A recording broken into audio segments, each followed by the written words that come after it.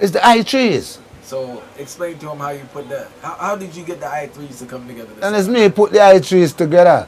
Because them start sing some backup. Because after Chicharon and Judy Marcy and Rita and the Eptones singing backup. Hello everybody, you're welcome back again to the Reggae Appreciation Society. The trio of Rita Marley, Marcia Griffiths and Judy Mowat, aka the I3s, is the greatest backup vocalist team in the history of modern music. A dazzling, irresistible force of beauty, elegance and power, whose exquisitely beautiful harmonies was the secret weapon of Bob Marley and the Wailers' breathtaking rise to becoming the greatest reggae act of all time. I always like to say that that band always stood on a tripod, first of which was Bob Marley himself, the second, the Wailers band, and thirdly, the I3s as the final piece in that puzzle. The origin story of this legendary trio is quite well known, and I even covered it in a video I made about them a while back. And it goes like this: in the aftermath of the original Wailers breaking up after the exit of Bunny Wailer and Peter Tosh, a few months later, Bob assembled them to be his new backup singing team, just in time to make a marvelous debut on his 1974 album, Natty Dread. But over time, I kept getting feedback in the comment section that Bob Marley had nothing to do with those three ladies coming together in the first place, and that rather it was actually legendary toaster and dancehall pioneer Big Youth that was the mastermind of that group. Being a reggae nerd and history buff, I did some digging to find out if this was true, and in no time found myself down the rabbit hole of that group's incredible history, earliest collaborations, projects, and journey together in the wonderfully interconnected Kingston reggae scene in the 70s. To answer this question, who first formed the I3s? Was it Bob Marley or indeed Big Youth? And to get to the bottom of this riddle, we have to start from when the world first took notice of these ladies in 1974.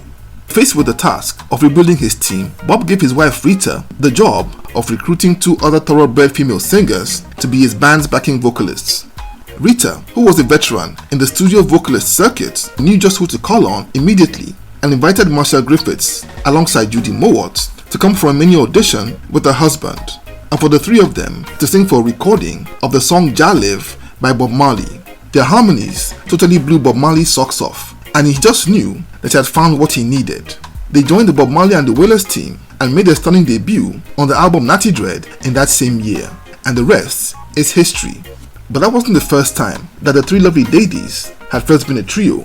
Truth be told, Big Youth actually beat him to it by a few months. The album Natty Dread came out in October that year, but sometime around July, Manly Augustus Buchanan, aka Big Youth, was inspired to do a DJ version of a song done by Boris Gardner the year before as soundtrack for a documentary stroke drama movie produced and directed by Caribbean-born American actor Calvin Lockhart. In Big Youth's own words, in recent interviews, he recognized that trio's talent as recording artists and handpicked them to give him the wonderful backing vocals on that track. That song became a hit and was included later to its album Natty Cultural Dread 18 months later.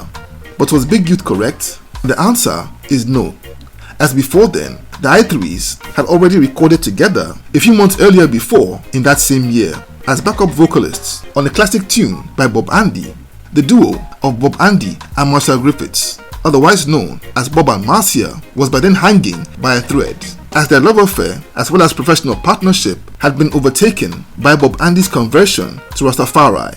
Instead of the love songs which the pair had been doing for years, he was then pivoting to conscious tunes, and for one of them, named Fire Burning, he wanted female backup vocalists to give that song an unforgettable quality, and Marcia Griffiths knew just who to call to provide that, and invited Rita and Judy to come round the studio to help out with those vocals. They would put in a splendid performance that helped make that song a roots classic.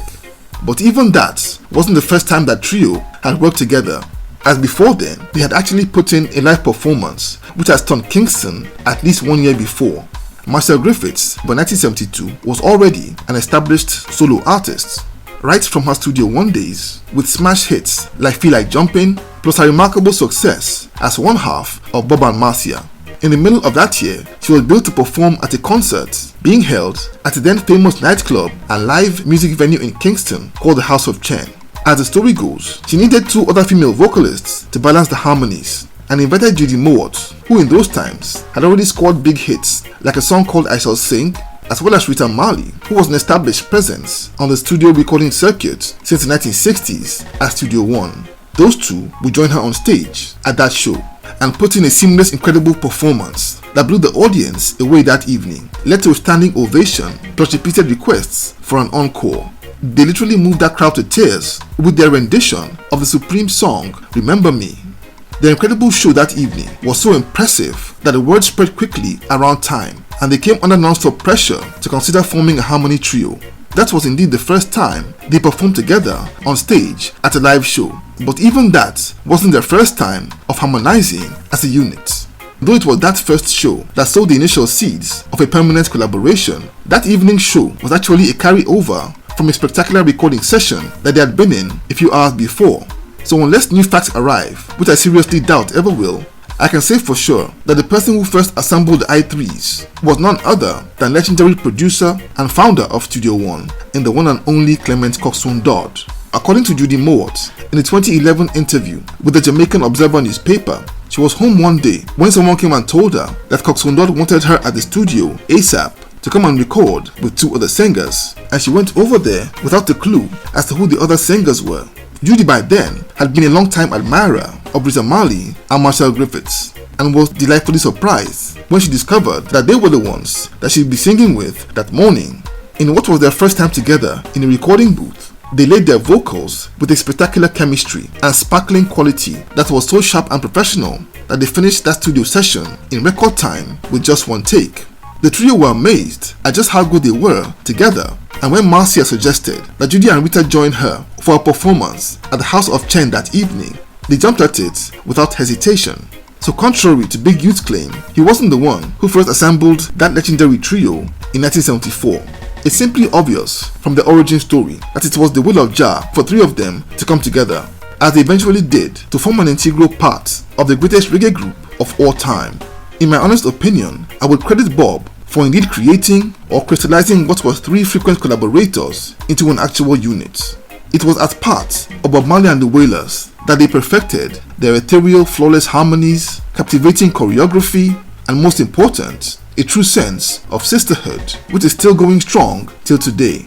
It was indeed at the final tripod of that band that they took the name of the I3s, one they chose unanimously as a spin on the Rastafarian concept of I and I, but in their case, United Three Eyes, or rather I3s, the greatest backup vocalist team in the history of modern music. So there you have it. Thank you for watching this video today. Please leave a like, subscribe, and until next time, Jah bless.